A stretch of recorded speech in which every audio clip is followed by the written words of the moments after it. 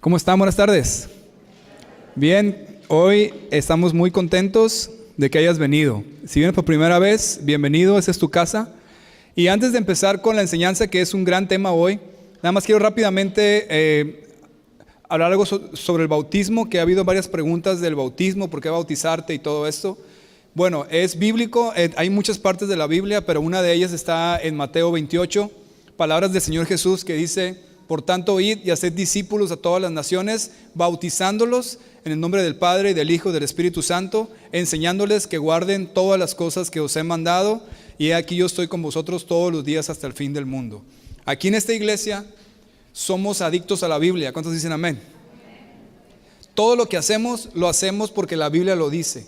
No hacemos nada que la Biblia no diga, porque la Biblia es la palabra de Dios. ¿Estás de acuerdo? Entonces, la Biblia enseña.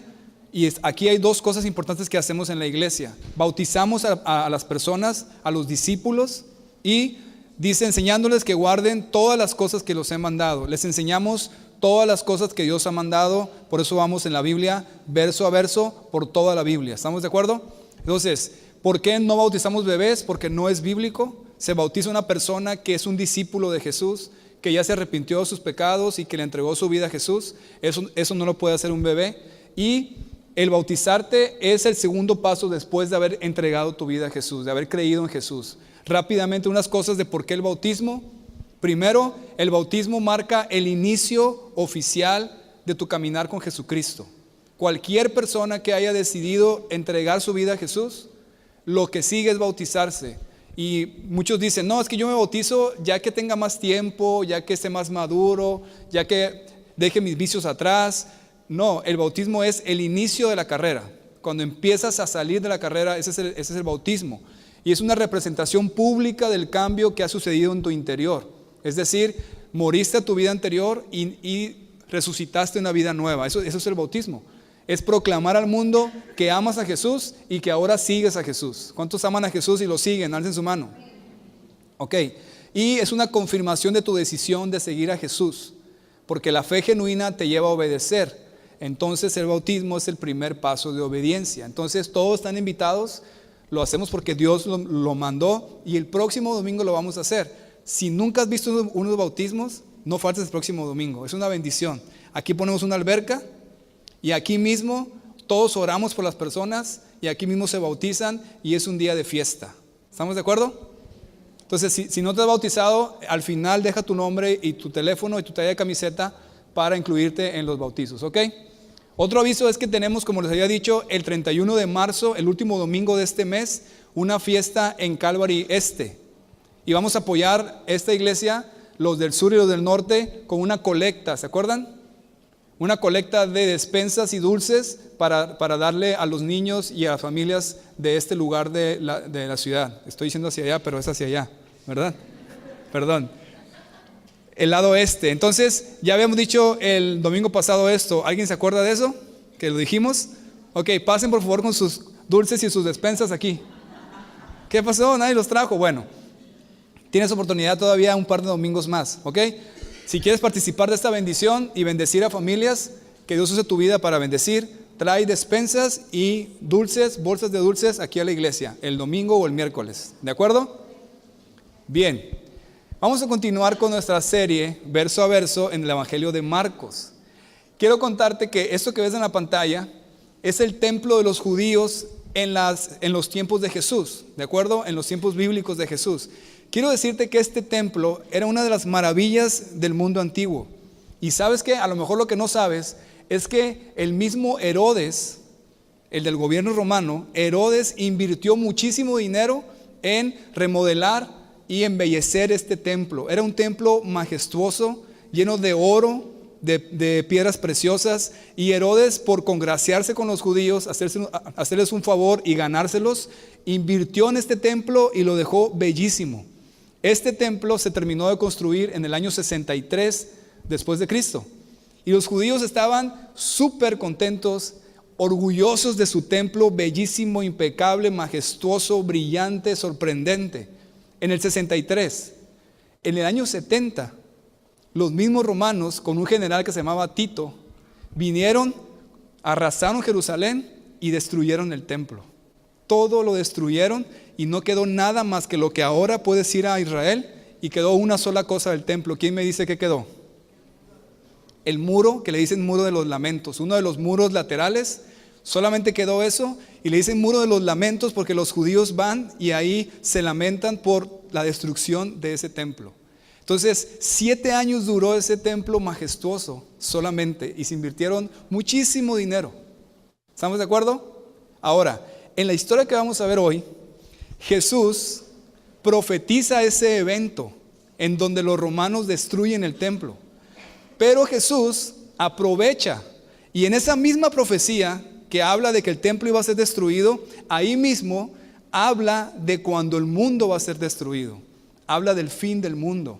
Un tema que nos incumbe a todos, que nos interesa a todos. Y en palabras del mismo Jesús dice, esta es la descripción de Jerusalén. Jesús mismo dice: mas vosotros mirad, les he dicho todo antes. Cuando Él habla de todo lo que va a suceder, le dice: quiero que pongas atención, te voy a decir las cosas que van a suceder, te las digo desde antes. Y tiene un propósito por el cual el Señor quiere que tú entiendas cuándo va a ser el fin del mundo y cómo va a ser ese fin del mundo. ¿Estamos de acuerdo? Como dice también Lucas, que ahorita vamos a ver, pero primero dice, Jesús tiene una intención clara al explicarnos las cosas que serán en el futuro. Primero, para que no tengas miedo. Segundo, para que no seas engañado. Y tercero, para que vivas una firme esperanza enfocado en la eternidad. ¿Sabes que el tema del fin del mundo es uno de los temas que más utilizan los engañadores y los manipuladores? Obviamente, ¿verdad? Y por todos lados puedes escuchar noticias sobre el fin del mundo y que va a ser tal día y que va a suceder así. Y muchas sectas se han aprovechado de la ignorancia de la gente sobre el fin del mundo y las han llevado y las han desviado hasta suicidios masivos. ¿Sabías eso? Ha habido suicidios masivos porque un líder ha dicho: Dios me dijo que el fin del mundo ya va a ser en unas semanas, va a venir un cometa o un meteorito y vamos a morir todos. Entonces todos juntos nos vamos a tener una montaña y todos vamos a suicidarnos. Y gente le hizo caso y murieron miles de personas así, por ignorancia. Por eso Jesús quiere que tú conozcas cuándo va a ser el fin del mundo, cómo va a ser el fin del mundo, para que no seas engañado.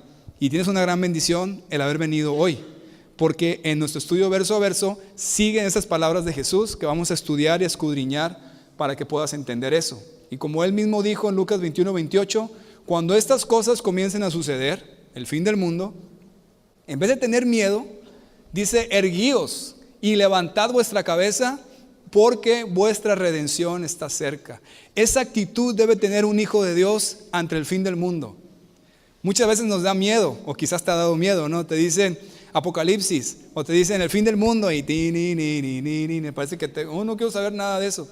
Al contrario, un hijo de Dios debe de estar esperando ese momento. Levantad vuestras cabezas, erguíos, dice, porque tu redención está cerca, porque lo que viene para ti es una gran bendición que no tiene comparación. Y vamos a aprender algo al respecto. Así que, si estás tomando notas, el súper tema de hoy es el fin del mundo. Esta sesión, la sesión 1, vamos a hablar sobre el cuándo. Una vez más, el fin del mundo, sesión 1, la de hoy, es cuándo. Quiero decirte que este capítulo que estamos ahorita es Marcos 13. Lo vamos a dividir en dos. La sesión 1, que es hoy, vamos a hablar del cuándo. Y el próximo domingo, si Dios nos da vida, vamos a hablar del cómo. El cómo. Entonces, estos 2 domingos vamos a estar hablando sobre el fin del mundo para que podamos entender claramente. ¿Está claro? Valga la redundancia. ¿Sí? Ahora, obviamente hay muchísimas preguntas sobre el fin del mundo, ¿verdad? Y quizás tú tengas muchas preguntas. No podríamos explicar todos los detalles del fin del mundo, la tribulación y todo eso en una sesión de 50 minutos. Pero vamos a enfocarnos en lo que el texto nos dice referente al cuándo solamente. Pero si tienes dudas y preguntas, escríbelas, y al final vamos a dar un tiempo de preguntas y respuestas para que pueda quedar aún más claro. ¿Estamos de acuerdo? Entonces, muchos, como les dije, han proclamado que conocen la fecha del fin del mundo y han engañado a muchos. ¿Conoces algunos, has escuchado de algún de estos pseudoprofetas que han dicho el fin del mundo va a ser tal día y engañan a la gente? Levanta tu mano si has escuchado de eso o si conoces a alguien que ha dicho eso. Bien, ha habido muchísimos. No te voy a decir aquí todos los que hay porque se nos va el tiempo en eso, pero ha habido muchísimas personas que han engañado al mundo con esto. Pero, ¿quieres saber cuándo será el fin del mundo? ¿Quién quiere saber eso? ¿Sí quieres saber o no? Bueno, ahí te va. Te lo voy a decir directamente y claramente para que nadie te engañe. ¿Estás listo? Palabras del Señor Jesús. Pero aquel día y de la hora nadie sabe. Ni aún los ángeles que están en el cielo, ni el Hijo, sino el Padre. Nadie sabe. ¿Cuándo va a ser el fin del mundo? No sabemos. Listo, se acabó la sesión, ya podemos irnos a nuestras casas. Les dije era cuándo, hoy y cómo el próximo domingo, ¿verdad? Bueno, nadie sabe, pero hay un gran pero aquí. Jesús nos da pistas o señales para que podamos reconocer el fin y no ser engañados. No sabemos exactamente la fecha y si alguien alguna vez ha dicho el 21 de mayo del año 2020 va a venir Jesús y el fin del mundo, es un blasfemo, falso y totalmente equivocado. Nadie te puede decir una fecha específica. Aquí está claro, lo acabamos de leer. ¿Estamos de acuerdo? Pero Jesús te da pistas y te da señales para que si tú vives en ese momento y empiezas a ver que se cumplen esas señales, sabes que el fin del mundo está por llegar. ¿Sí está claro?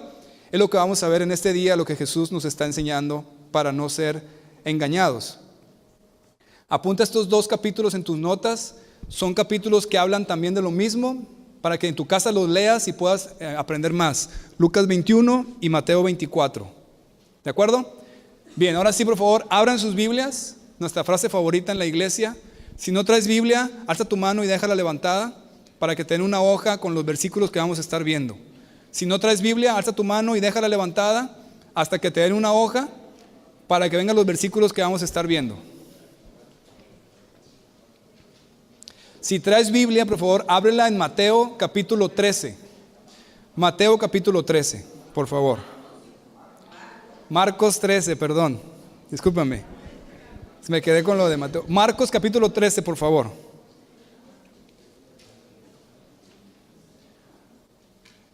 ¿Están listos? ¿Ya tienes tu Biblia abierta en Marcos 13? ¿Salcido, estás listo? Excelente. Vamos a leer, por favor, del versículo 1 al 4 y vamos a poder entrar en la escena. Dice así: saliendo Jesús del templo, le dijo uno de sus discípulos: Maestro, mira qué piedras y qué edificios. Jesús respondiendo le dijo: ¿ves estos grandes edificios? No quedará piedra sobre piedra que no sea derribada. Y se sentó en el monte de los olivos frente al templo, y Pedro, Jacobo, Juan y Andrés le preguntaron aparte: dinos, ¿cuándo serán estas cosas y qué señal habrá cuando todas estas cosas hayan de cumplirse? ¿Te fijas ahí lo que le dijo el discípulo a Jesús? Recuerden que estaban en el templo, eso vimos el domingo pasado. Ahora Jesús sale del templo y uno de los discípulos le presume a Jesús lo que les dije, porque realmente era majestuoso. Aunque en este momento todavía no estaba terminado todo el templo, pero era maravilloso, muy grande, lleno de oro, de esplendor, y era el orgullo de los judíos. Entonces el discípulo que es judío le dice a Jesús: Maestro, ¿ya viste qué piedras y qué edificios tan bonitos? Nunca esperaba esa respuesta de Jesús. ¿Cuál fue la respuesta que le dio Jesús? No quedará piedra sobre piedra que no sea derribada. De seguro el discípulo así como que se agüitó, ¿no? ¿Cuándo iba a imaginar eso? Y se quedó pensando en eso. Entonces ellos siguieron caminando al monte de los olivos. Es un monte que está frente al templo, que si tú lo subes del monte de los olivos puedes ver el templo y toda la ciudad. Es una vista perfecta para hablar sobre profecía. Entonces se quedaron pensando en eso y esos 4 discípulos se acercan a Jesús a preguntarle. Ahí en el versículo 4 dice: dinos cuándo serán estas cosas y qué señal habrá cuando todas estas cosas hayan de cumplirse.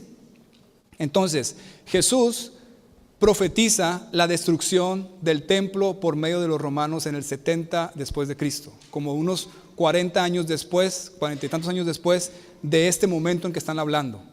¿Ok? Eso es lo primero que tienes que entender. Toda la plática se da con esa pregunta del discípulo que le dice, ¿cuándo se va a dar esto?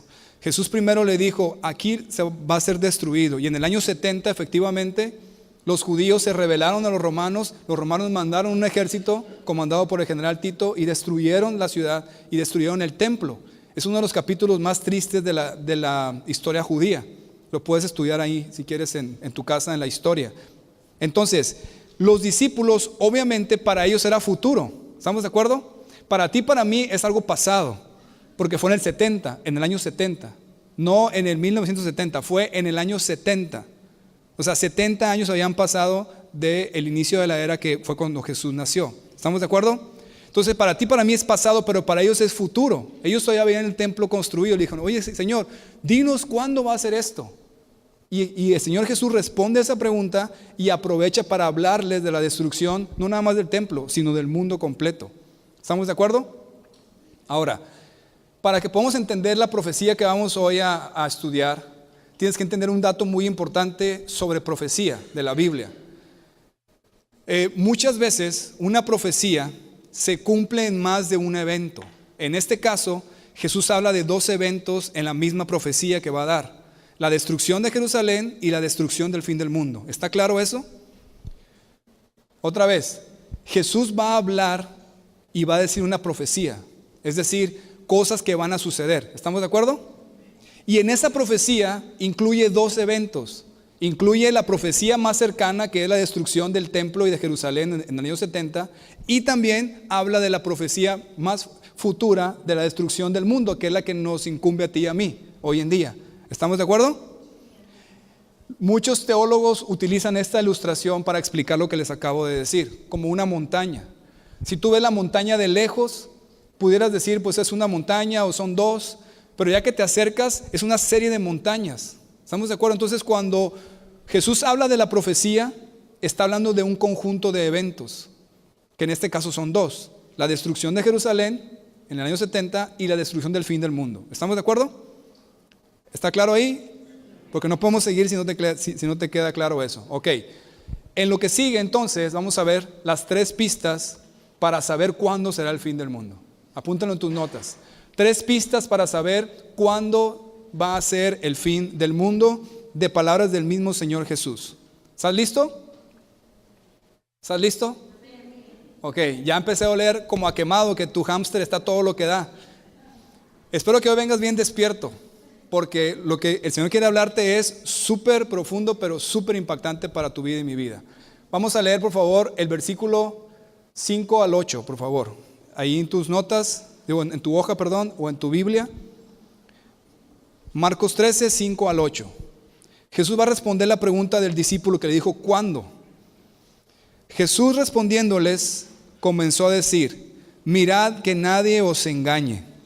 Porque vendrán muchos en mi nombre diciendo, yo soy el Cristo, y engañarán a muchos. Mas cuando oigáis de guerras y de rumores de guerras, no os turbéis, porque es necesario que suceda así, pero aún no es el fin. Porque se levantará nación contra nación y reino contra reino, y habrá terremotos en muchos lugares, y habrá hambres y alborotos. Principio de dolores son estos. Principio de dolores son estos. ¿Lo viste? Lo primero que la primera respuesta de Jesús a la pregunta ¿cuándo? ¿Cuándo va a ser la destrucción de la que estás hablando? Primero empieza hablando de el principio de dolores. ¿Estamos de acuerdo?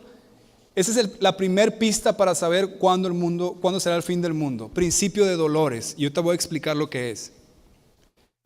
Principio de dolores. Y se me hace una ilustración súper acertada que usa el Señor Jesús. Él usa una ilustración de una mujer embarazada. ¿De acuerdo? Entonces, obviamente el alumbramiento es el fin del mundo. ¿Estamos de acuerdo? Entonces, dice él, va a haber ciertas cosas que van a pasar que te van a indicar que es el principio de dolores. Mujeres, mamás, ustedes saben qué significa cuando empiezan los dolores, ¿verdad? Todavía no es el parto, pero está cerca del parto, ¿verdad que sí? Es decir, el principio de dolores marca el inicio de la etapa del alumbramiento y los dolores son cada vez más intensos y frecuentes y ya no se detienen. ¿Verdad que sí, mamás? Ok, exactamente esa ilustración, aplícala al fin del mundo. Cuando empieces a ver estas señales que acabamos de leer y que ahorita vamos a estudiar más a profundidad, cuando empieces a ver eso, quiere decir que es como cuando la mujer que está embarazada ya tiene 9 meses y empieza a sentir los dolores para el parto, principio de dolores. ¿Está claro? Aún no es el fin, aún no es el parto, pero está cerca. Ahora, esos principios de dolores, ¿cuáles son? Los acabamos de leer. 4 elementos del principio de dolores que van a suceder para decirte está cerca el fin. ¿Sí está claro eso? Número 1, va a haber engaño. Ahorita voy a explicar eso. Número 2, va a haber guerras. Número 3, va a haber desastres naturales. Número 4, hambres. Número 5, alborotos. Léelo conmigo ahí en tu Biblia, por favor. Versículo 7 y 8. Dice, mas cuando oigáis de guerras, desde el 6 para ver el engaño. Muchos vendrán en mi nombre diciendo yo soy el Cristo y engañarán a muchos. Mas cuando oigáis de guerras y rumores de guerras, no os turbéis, porque es necesario que suceda así, pero aún no es el fin. Porque se levantará nación contra nación y reino contra reino, y habrá terremotos en muchos lugares, y habrá hambres y alborotos, principios de dolores honestos. Engaño, guerras, terremotos o desastres naturales, alborotos y hambres. Cuando suceden estas cosas en el mundo, ¿qué te está diciendo entonces? Que es principio de dolores. No es el fin todavía, pero está cerca. ¿Está claro? Ahora, el engaño. ¿Acaso hoy en día hemos visto que ha habido engaño en el mundo referente a Jesucristo? Que alguien haya querido tomar la identidad de Jesús y haya dicho, yo soy Jesucristo. ¿Alguien ha escuchado de alguien que haya hecho eso? Claro que sí. Ha habido muchas personas que han dicho, yo soy Jesucristo. Son muchos personajes, aquí en la pantalla te pongo algunos de ellos, que según es Cristo y que ha venido por segunda vez al mundo. Ahora, cuando alguien te diga, yo soy Jesucristo, o ahí está Jesucristo, ¿lo vas a creer? Ah, caray, a ver, ¿lo vas a creer? ¿Por qué no? ¿Qué acaso Jesús no vino hecho hombre? Exactamente. Muy bien. Exacto. Cuando escuches que diga, ahí está Jesucristo, como esos hombres se han proclamado, o la gente los ha proclamado, ahí está Jesús, no les creas. Ahorita vamos a ver más adelante eso. ¿Por qué? Porque está claro cómo va a venir Jesús.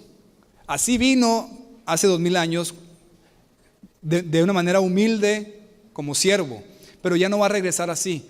Mateo 24, 26 a 27 dice, así que si dijeren, mirad, está en el desierto, no salgas. O mirad, está en los aposentos, no les creas. Porque como el relámpago que sale del oriente y se muestra hasta el occidente, así será también la venida del Hijo del Hombre. O como dice en Apocalipsis 1:7, he aquí que viene con las nubes y todo ojo le verá. ¿Estamos de acuerdo? Entonces, la venida de Jesús, la siguiente venida, que es su segunda venida, no va a ser así entre nosotros como vino la primera vez. Todo mundo va a saber cuando el Señor regrese. Todo mundo lo va a ver y en el cielo como una señal, como relámpago, y todo ojo le verá y vendrá con las nubes. ¿Estamos de acuerdo? Ok, ahorita ya te libré de muchos engaños. Bueno, no yo, la palabra de Dios. ¿Estamos de acuerdo? De aquí en adelante, todas las veces que ves una noticia o que te digan, ¿sabes qué? Es que es la encarnación de Jesús mismo. Es Jesús mismo en la tierra. Su palabra dice que Él no va a venir así ya. ¿Estamos de acuerdo? Entonces, hablando una vez más de estos otros elementos, ¿ha habido guerras hoy en día? ¿Ha habido terremotos, tsunamis, etcétera? ¿Ha habido hambres? ¿Ha habido alborotos, gente que se levanta, etcétera? Sí, ¿verdad que sí? Entonces, ¿Puedes identificar estos elementos del principio de dolores hoy en nuestros días? Sí. Entonces ya estamos en la etapa de alumbramiento. Va iniciando, por lo menos si se cumple esto. Estamos en principio de dolores. ¿Está claro? Bien. Vamos a continuar leyendo, por favor, del 9 al 13.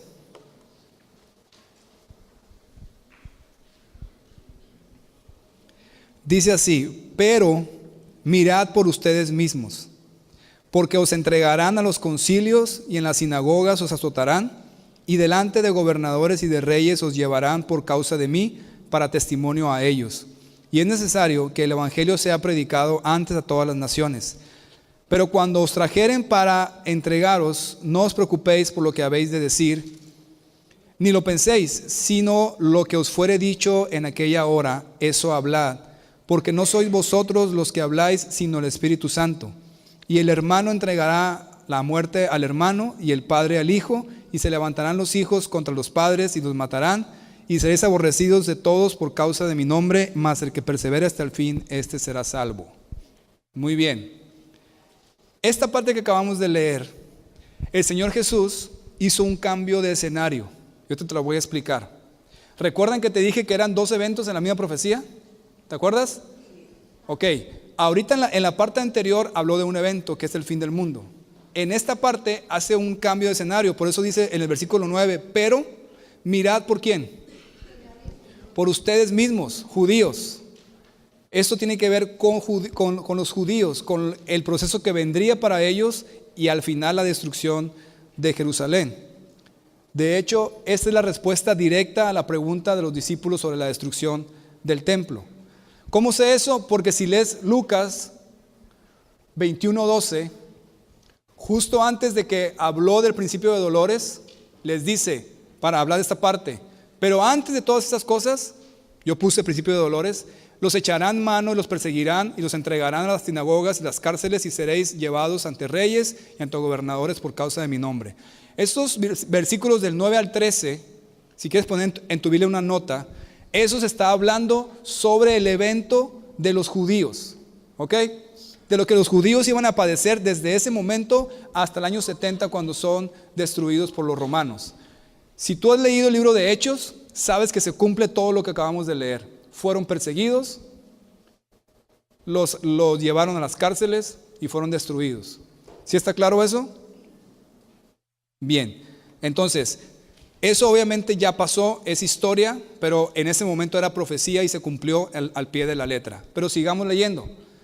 Versículo 14 al 18, por favor. Pero, otra vez usa la palabra pero para cambiar de escena al fin del mundo. Pero cuando veas la abominación desoladora de que habló el profeta Daniel, puesta donde no debe estar, el que le entienda, entonces los que están en Judea huyan a los montes. El que está en la azotea no descienda a la casa ni entre para tomar algo de su casa. Al que esté en el campo no vuelva atrás a tomar su capa. Mas ay de los que están en cintas y de las que críen en aquellos días, orad pues que vuestra huida no sea en invierno. Aquí vuelve a hablar y cambia la escena hacia el fin del mundo. ¿Por qué? Te vas a dar cuenta cuando sigamos leyendo que justamente eso que llaman la abominación desoladora va a llevar a la gran tribulación del fin de los tiempos, que es lo que sigue al final.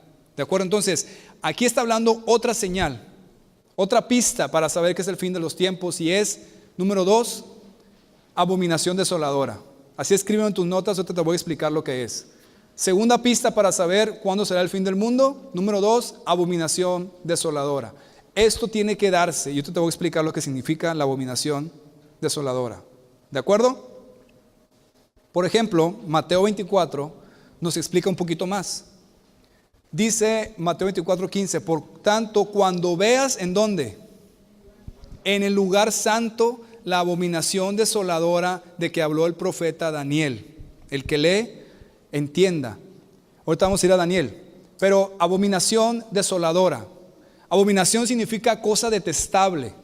Y desoladora significa asolar, destruir o arrasar. Algo va a suceder que va a ser detestable para Dios y para los hijos de Dios, y que va a asolar y va a destruir y va a arrasar. en general. Ahorita voy a explicar más a detalle. Pero eso significaría la abominación desoladora. O como lo dice un erudito bíblico, que es el pastor David Guzik, abominación tiene la idea de un ídolo sucio y repugnante. Primero es un ídolo puesto en el lugar santo del templo en Jerusalén, puesta donde no deba estar, y como Mateo lo registra, está en el lugar santo. Lo acabamos de leer.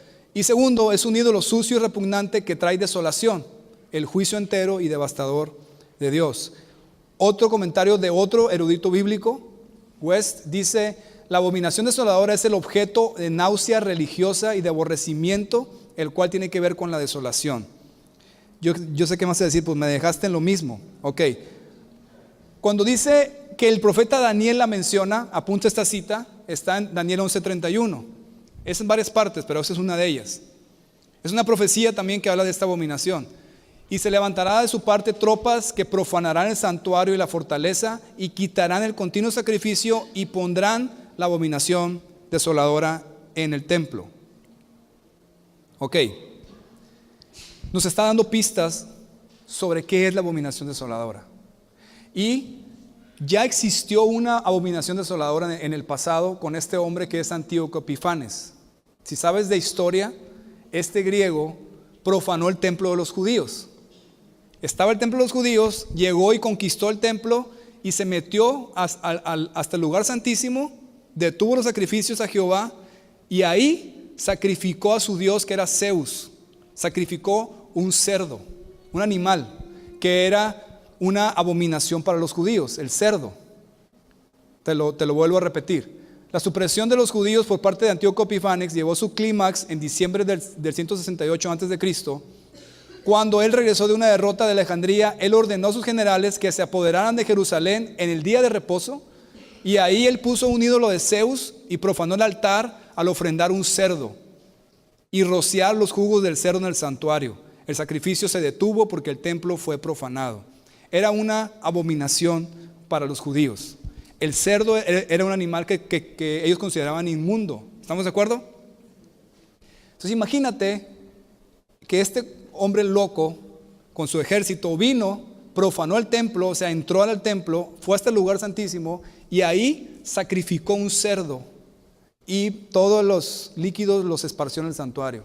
Era una abominación, una blasfemia, un sacrilegio. Eso es una abominación desoladora.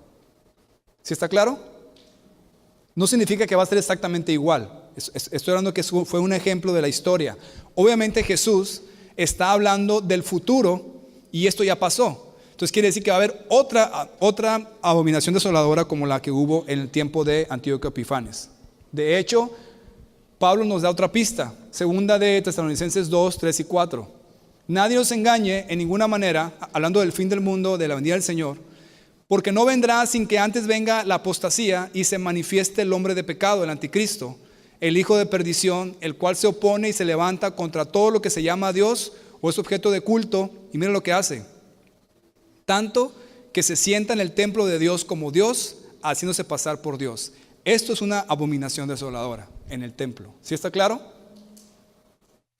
Ok, veo muchos signos de interrogación aquí, pero voy a tratar de ir un poquito más allá.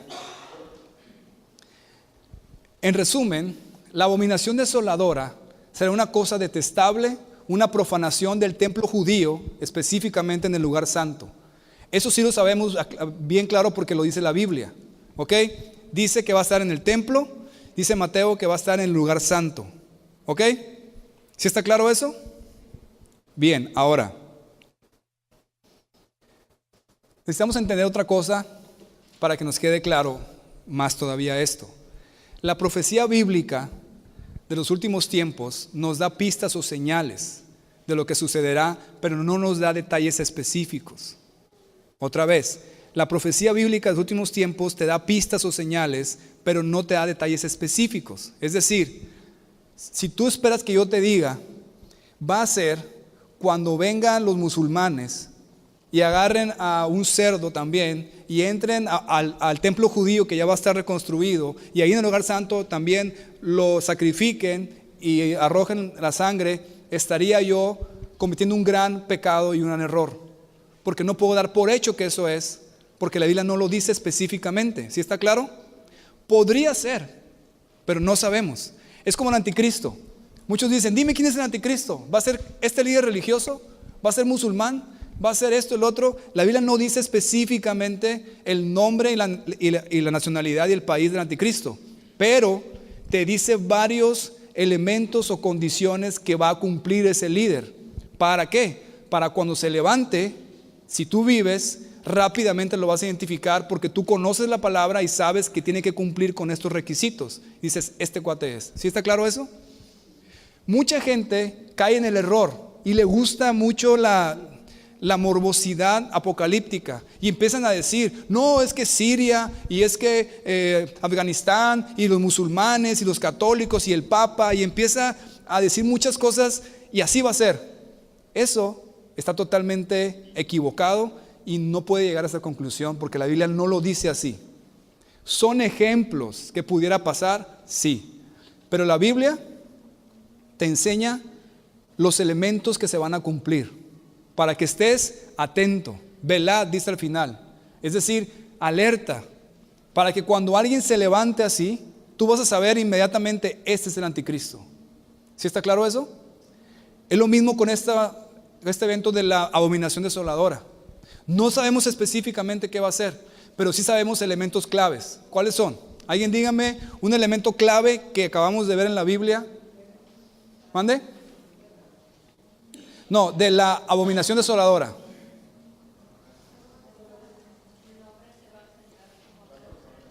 Va a profanar el templo.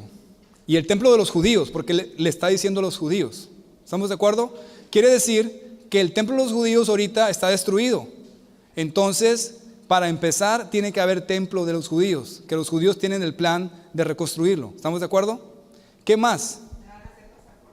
Se van a hacer pasar por Cristo, muy bien. ¿Qué más? La apostasía. Va a estar en el lugar santo, o sea, en el lugar más íntimo del templo judío. ¿Sí está claro? Y va a ser una cosa detestable a Dios, un sacrilegio, una blasfemia muy grande. ¿Ves cómo hay elementos por cumplir? ¿Sí estamos claros? Ok, no ha llegado el día todavía de eso. No ha pasado algo en la historia o en este momento, además de lo de Antíoco Epifanes, pero futuro, donde podamos ver que se cumplan estos elementos para decir, esa es la abominación desoladora que inmediatamente te lleva a la tribulación y al fin de los tiempos. ¿Estamos de acuerdo? Entonces, si quieres saber dónde estamos parados ahorita en la cronología, estamos parados en principio de dolores, antes de la abominación desoladora. El siguiente evento por cumplir, para que sepas que ya está totalmente a la vuelta de la esquina, el fin del mundo, es la abominación desoladora. Cuando veas que el templo de los judíos está reconstruido y que un líder religioso va, lo profana en el lugar santo y blasfema contra Dios y se sienta en el lugar de Dios y se hace pasar por Dios, todo lo que dijimos, entonces dice aquí, huye. Si estás vivo en este tiempo, huye. ¿Sí está claro? Entonces, así es con la abominación desoladora. No sabemos específicamente qué será, pero tenemos pistas para cuando surja, sean cumplidas, sabremos sin duda que es el fin. ¿Estamos de acuerdo? Entonces, en resumen, ¿cuáles son esas pistas? Será algo detestable, sacrílego, blasfemo, que arrasa y tiene que ver con el templo de los judíos. Amén. Vamos a terminar leyendo del 19 al 23, por favor.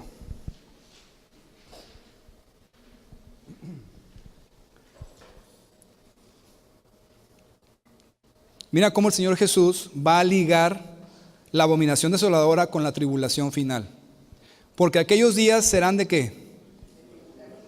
Bien, antes de seguir leyendo, aquellos días se está refiriendo ¿a qué? La abominación desoladora, ¿ok? Porque está hablando después de eso, muy bien. Entonces, cuando sea la abominación desoladora, en aquellos días será de tribulación, cual nunca ha habido desde el principio de la creación que Dios creó hasta este tiempo, ni la habrá. Y si el Señor no hubiera cortado aquellos días, nadie sería salvo, mas por causa de los escogidos que Él escogió, acortó aquellos días. Entonces, si alguno os dijere, mirad, aquí está el Cristo, o mirad, ahí está, no le creáis. porque se levantarán falsos cristos y falsos profetas y harán señales y prodigios para engañar, si fuese posible, a uno de los escogidos. Mas vosotros mirad, os los he dicho antes. ¿Ves esa última frase? Me encanta el Señor Jesús. Te dice, hey, pon atención, te lo estoy diciendo desde ahorita, porque te amo, porque no quiero que te engañen, para que no tengas miedo cuando pasen estas cosas. Tú ya sabes. Yo te lo digo desde ahorita. Qué gran bendición, ¿verdad? Entonces, justamente en el tiempo de la abominación desoladora va a ser el tiempo de la tribulación, ¿verdad? Lo acabamos de leer ahí. Entonces, esta es la tercera pista para saber cuándo será el fin del mundo. Tribulación. Tribulación, yo te voy a explicar eso, pero todas las veces que alguien diga, el fin del mundo es mañana, es un ignorante. Y la gente que le cree es más ignorante. Porque hay muchas cosas que no se han cumplido. Cualquier cristiano promedio que sabe la Biblia sabe que el fin del mundo vendrá después de la tribulación. ¿Estamos de acuerdo? ¿Qué es lo que estamos viendo ahorita? Entonces, ¿cómo puedes decir es mañana cuando ni siquiera ha habido la abominación desoladora, ni se ha levantado el anticristo, ni ha habido la tribulación? O sea, y gente le cree de tal manera que dan sus vidas por eso. Eso es fe. Apuestan sus vidas y dicen, por eso todo el mundo se va a tomar este veneno para suicidarnos, y se lo toman y se mueren. Increíble la ignorancia a lo que te puede llegar. Por eso estás aquí esta mañana, ¿verdad? Entonces, Jesús dijo que ese sería el tiempo más terrible de toda la historia humana. Será un terrible tiempo cuando Dios derrame su ira en un mundo que rechaza a Dios. Entonces, ¿cómo sé que aún no es el fin del mundo? Lo acabo de decir. Porque el fin del mundo vendrá después de la gran tribulación y aún no sucede. ¿Estamos de acuerdo? Miren lo que dice Mateo 13, 24 26. Perdón, Marcos, estoy todavía con Mateo. Marcos 13, 24, 26. Pero en aquellos días, después de aquella tribulación, el sol se oscurecerá y la luna no dará su resplandor, y las estrellas caerán del cielo, y las potencias que están en los cielos serán conmovidas. Entonces verán al Hijo del Hombre que vendrá en las nubes con gran poder y gloria. Eso está más adelante, ahí mismo en ese capítulo, en el 24 al 26. Eso vamos a verlo el próximo domingo, pero lo puse aquí para que entendieras que justo después de la tribulación, entonces vendrá Jesús y será el fin. ¿Estamos de acuerdo? Entonces, si alguien te dijera, incluso un predicador, te dijera, el Señor va a venir en este momento, ¿lo puedes creer? No. ¿Por qué no? Porque aquí Él nos está diciendo lo que va a suceder. Él nos da las señales, las pistas, lo que está por cumplirse. ¿Estamos de acuerdo? Así como cuando Él vino su primera vez, vino en el cumplimiento del tiempo, dice Gálatas, nacido de mujer. Así va a venir en el cumplimiento del tiempo cuando se cumplan todos los eventos que Él tiene preparado. Y para que Él venga, tiene que haber la abominación desoladora, el anticristo, la tribulación, y entonces vendrá el Hijo del Hombre que vendrá en las nubes con gran poder y gloria. ¿Ves? ¿Cómo alguien te pudiera engañar y ahora ya no? Porque ahora conoces la palabra. Porque vienes a Calvary y vas verso a verso. Bien, entonces Jesús tiene razones de por qué Él quiere que estemos alertas, anticipando y estando listos para su pronto regreso. Todo esto debe de provocar en nosotros un poder purificador en nuestras vidas, de estar cerca de Él, de dejar el pecado en nuestras vidas.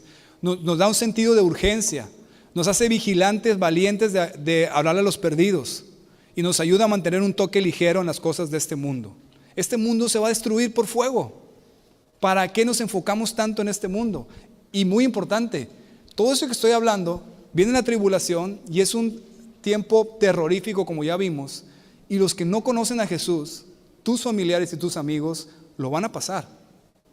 Y el Señor va a venir y ellos se van a ir al infierno, una eternidad de perdición, de sufrimiento. Esto nos debe de despertar y poder ser valientes de entender la urgencia, la necesidad y la seriedad del asunto, para compartir con otros y que se arrepientan de sus pecados y puedan ser salvos y perdonados por la eternidad para evitar esta tribulación. ¿Estamos de acuerdo? Bien. Hay una gran pregunta que, aunque no es parte específica del texto, la voy a contestar de una vez porque sé que la van a hacer ahorita al final. ¿Pasaremos nosotros por la tribulación, sí o no? ¿Estaremos o no en la tribulación? Es una gran pregunta, ¿verdad? ¿Quieres saber la respuesta? Ven el próximo domingo. No, no es cierto. Bien, solamente te voy a poner ahorita un versículo, que lo apuntes, pero vamos a explicar más el próximo domingo. Dice Apocalipsis 3:10, hablando de esa tribulación: por cuanto has guardado la palabra de mi paciencia, le dice a una iglesia, yo también te guardaré de la hora de la prueba que ha de venir sobre todo el mundo entero, para probar a los que moran sobre la tierra. Entonces la respuesta es no. La iglesia no va a pasar por la tribulación, los que son genuinamente hijos de Dios que nacieron de nuevo. ¿Ok? Ellos no van a pasar esa tribulación, o no vamos a pasar esa tribulación para el que viva en ese momento. Ok, entonces, para concluir, lo que el Señor desea transmitirte a sus discípulos y a ti y a mí en esta mañana es: no tengas miedo, no os turbéis, cuidado de no ser engañados, y vive con una firme esperanza en la eternidad. Ese es el sentir con el que empieza el Señor Jesús y con el que termina este capítulo, que lo vamos a ver más adelante. Que puedas recibir eso esta mañana. El fin de los tiempos se acerca y es muy claro, y nadie lo va a detener. Y cada vez va a haber más señales más frecuentes, como la mujer que va a dar a luz. Y cada vez va a haber más personas que quieren aprovecharse de eso para manipular las masas, para sacarles dinero o para tener poder sobre ellas. Pero tú viniste esta mañana y la verdad te ha hecho libre. Y has entendido la palabra de Dios para evitar ser engañado, para que no tengas miedo cuando veas guerras, cuando veas terremotos, tsunamis, cuando veas que se levanta un líder religioso que cumpla con los elementos del anticristo. Que sepas que tu redención está cerca y tu corazón debe de estar expectante, lleno de adoración, de agradecimiento y dispuesto a recibir lo que Dios tiene para ti. Y que puedas vivir en ese ínter, enfocado en la eternidad y no clavado solamente en este mundo pasajero que se va a destruir. ¿Estamos de acuerdo? 3 pistas entonces para saber cuándo será el fin del mundo: principio de dolores, que ya se cumplió; abominación desoladora; y tribulación. Esas 3 cosas aquí está claro. El Señor Jesús te las dice para que sepas cuándo va a ser el fin del mundo. No sabemos una fecha exacta, pero tenemos señales. Y continúa el próximo domingo todavía más específico. Quiero terminar dejando claro que para evitar esta tribulación, para que puedas heredar el cielo, necesitas ser un hijo de Dios. O sea, necesitas ser alguien que nació de nuevo. No alguien que viene a la iglesia, sino alguien que verdaderamente ha creído en Cristo, se ha arrepentido de sus pecados y ha habido un cambio en sus vidas. Cuando hablamos de esto, muchas personas, y no voy a preguntar aquí quién, pero quizás haya esas personas aquí que están en duda y tienen cierto miedo o inseguridad, o simplemente no tienen incertidumbre de no saber si sí realmente son o no son, si van a pasar por la tribulación, si se van a perder o no se van a perder. Bueno, también esta es la intención de la palabra, que pueda incomodarte para que puedas reflexionar en quién eres tú realmente. Yo no lo sé, solamente tú lo sabes y Dios lo sabe. Pero si tú realmente no has decidido entregarle tu vida a Jesús genuinamente, más allá que religiosamente, hoy es tiempo de hacerlo. Todavía estás a tiempo. Todavía no está la abominación desoladora y todavía tienes vida. ¿Estamos de acuerdo? Entonces, para que tomes la decisión de entregar tu vida a Jesús de una manera genuina y caminar con Él. Y si tú ya eres un hijo de Dios, si tú realmente experimentaste ese cambio en ti, ese nacer de nuevo, como ahorita lo vimos, todo tu corazón debe estar lleno de gozo, de esperanza, de decir, eso quiero que ya llegue, porque lo que viene después de eso es bellísimo, es la mejor condición, el mejor lugar y la mejor compañía por toda la eternidad. ¿Estamos de acuerdo? Vamos a orar. Gracias por tu palabra, Señor. Padre, yo te pido por cada persona que está aquí. Señor, estamos tan agradecidos con tu corazón, que es un corazón que quiere darnos paz, que podamos entender desde ahorita lo que vendrá, Señor, gracias por adelantarnos lo que va a suceder. Gracias, Dios, porque tú mismo lo dices en tu palabra, que nos los has dicho desde antes, para cuando venga, poder erguir nuestros erguidos y levantar nuestra cabeza al saber que nuestra redención está cerca, Dios. Gracias, Dios, que nuestro corazón esté lleno de expectación, de esperanza y de gozo al escuchar este tema o al ver las noticias que se van cumpliendo, las señales, porque es lo que nosotros anhelamos, Señor. Te ruego, Dios, que libres a todas esas personas de ser engañados. Que no permitas, Dios, que olviden esta palabra y que caigan en el engaño de muchos manipuladores, sino que tu verdad los haga libres. Y te pido por las personas que están aquí, que aún están inseguros o hay incertidumbre. Solamente tú sabes quién ha nacido de nuevo, Dios. Pero yo te pido que si hay alguien aquí que aún no ha nacido de nuevo, si aún no te conoce, que no se vaya hoy sin experimentar esa gran bendición y la paz que viene del cielo de ser un hijo de Dios. Ahí donde estás, hermano, ora a Dios con los ojos cerrados, que nada te interrumpa, y puedes reflexionar sobre esto. Puedes agradecerle a Dios que Él te está enseñando las cosas que van a pasar para que no tengas miedo, para que no seas engañado, para que puedas tener esperanza y gozo. Pero también me dirijo a esas personas que no son cristianos o que no han nacido de nuevo o que honestamente no están seguros de que van a recibir todas estas bendiciones y que pudieran perderse. Necesitas tomar una decisión firme de creer en Jesús, arrepentirte de tus pecados y confesárselos a Él, no a mí, y entregarle tu vida a Jesús, creer en su sacrificio y vivir para Él. Yo te garantizo que si haces eso, vas a ser salvo, como dice Romanos 10, perdonado por la eternidad, vas a estar con Él en el milenio, vas a estar con Él por la eternidad y te vas a librar de toda esa tribulación. Si hay alguien en esta mañana que aún no ha entregado su vida a Jesús o que aún no es un hijo de Dios y quiere arrepentirse hoy y entregar su vida, alce su mano ahí donde está y la deja levantada. Hacemos esto para darte la oportunidad de que puedas nacer de nuevo. Todos ojos cerrados orando, por favor. Si tú hoy quieres entregar tu vida a Jesús y nacer de nuevo, alza tu mano ahí donde estás y con eso me lo indicas para orar por ti. ¿Habrá alguien hoy que quiera entregar su vida a Jesús por primera vez o que entregue su vida porque no es un hijo de Dios y no ha nacido de nuevo? Alza tu mano donde estás y vamos a orar por ti. ¿Habrá alguien?